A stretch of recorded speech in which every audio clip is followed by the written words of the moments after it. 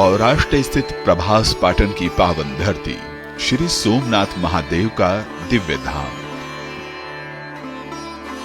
जो है 12 ज्योतिर्लिंगों में प्रथम। सदियों से प्रभास तीर्थ भगवान सोमेश्वर के भक्तों की अटूट आस्था का केंद्र है।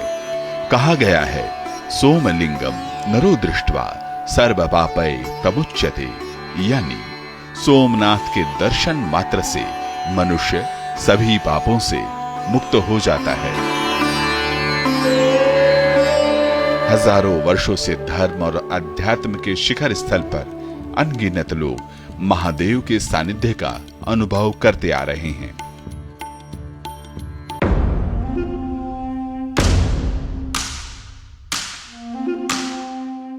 लेकिन काल चक्र में वो तारीखें भी दर्ज हैं जब इस पवित्र तीर्थ का विध्वंस करने के लिए कुटिल आक्रांताओं ने दमनकारी प्रयास किए। ऐसा पहला प्रयास हुआ आज से ठीक 1000 साल पहले। साल था 1026। महमूद गजनबी ने इस तीर्थ पर बर्बरता की थी। न सिर्फ मंदिर को तोड़ा बल्कि पावन शिवलिंग को खंडित किया। यहां तक कि उसके खंड को मस्जिद के फर्श में लगा दिया गया ताकि आने जाने वाले लोगों के पैरों तले सनातनी आस्था को रौंदा जाए। यह सिलसिला यहीं नहीं रुका। आने वाले दौर में बर्बरता का चेहरा बदला, लेकिन दमनकारी सोच वही रही। फिर चाहे वो अलाउद्दीन खिलजी हो या सुल्तान मुजफ्फर, महमूद बेगड़ा हो या औरंगजेब,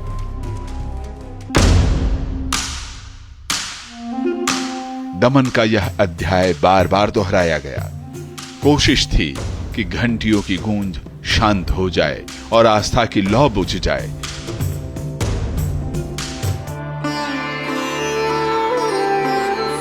लेकिन भगवान शिव के भक्तों को भला कौन सी हुकूमत डरा सकती थी। अपने आराध्य के लिए अनगिनत सनातनियों ने अथक संघर्ष किया। हजारों लोगों ने अपना खून बहाया ताकि भगवान सोमेश्वर का यह तीर्थ क्षेत्र सदैव लोगों के जीवन को आलोकित करता रहे।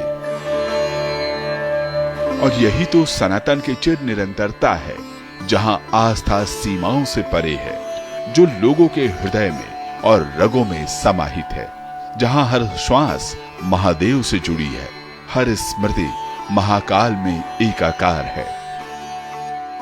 यही तो संस्कार है जो गंगा के मैदानों में, कावेरी के तट पर, नर्मदा की धारा में और गोदावरी के आंचल में विकसित हुई है। इसलिए हर उस विध्वंस के बाद जिसमें अस्तित्व मिटाने की हनक थी, लोगों की दृढ़ता हिमालय की तरह ऊंची होती गई। आज 1000 साल के बाद जब हम देखते हैं तो विध्वंस के उस दौर को नहीं बल्कि पुनर्निर्माण के उस निर्बाध श्रृंखला को याद करते हैं, जिसमें अहिल्याबाई होलकर से लेकर सरदार पटेल तक का योगदान अविस्मरणीय रहा है। जो क्रूरता की तलवारों पर भगवान शिव के त्रिशूल और कोटि कोटि भक्तों की अटूट श्रद्धा का जय घोष है। यह भी संयोग है कि यह साल वर्तमान सोमनाथ मंदिर के पुनर्निर्माण के 75 साल का भी वर्ष है। बीते 11.5 वर्षों में मोदी जी के नेतृत्व में मंदिर परिसर और श्रद्धालुओं के लिए सुविधाओं का लगातार विस्तार हुआ है, जो श्री सोमनाथ धाम की लगातार दिव्य होती आभा का प्रतीक है। इस अटूट आस्था और अदम्य विश्वास के 1000 वर्ष पूर्ण होने पर आज पूरा भारतवर्ष सोमनाथ स्वाभिमान पर्व मना रहा है। भूलना नहीं है, झुकना नहीं है, रुकना नहीं है। यह भारत की अडिग आस्था की प्रतिध्वनि है। श्री सोमनाथ महादेव की कृपा से आज जब देश विकसित भारत के संकल्प को लेकर आगे बढ़ रहा है, तो यह तीर्थ हमें प्रेरणा देता है कि बाधाएं कितनी भी बड़ी हों, उससे काफी बड़ा हमारा हौसला है। जय श्री सोमनाथ।